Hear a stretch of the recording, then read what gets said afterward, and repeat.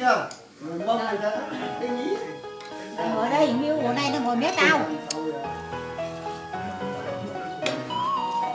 Mày quay được chưa?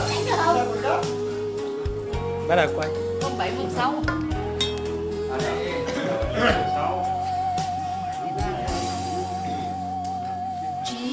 Mùa già đã chi giờ là khu sinh lý do kết nối Để đấy không, đấy 17 người thôi, đây mình xẻ thôi chứ em không ăn.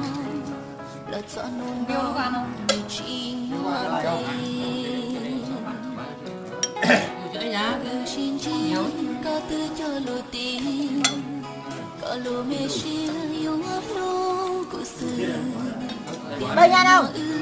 Ta sẽ đuôi tao này đó. có yêu lùi Sửa đuôi nụ la cùng nhau cho nó vui.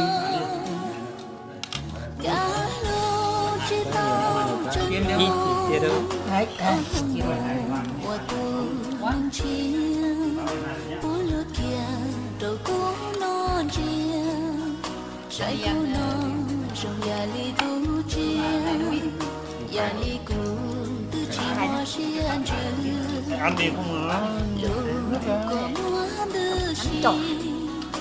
Quay chưa, quay chưa?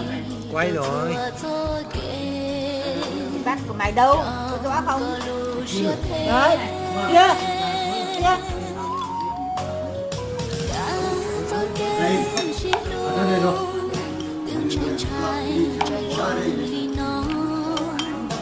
Này bác con này, mày cắt này, con.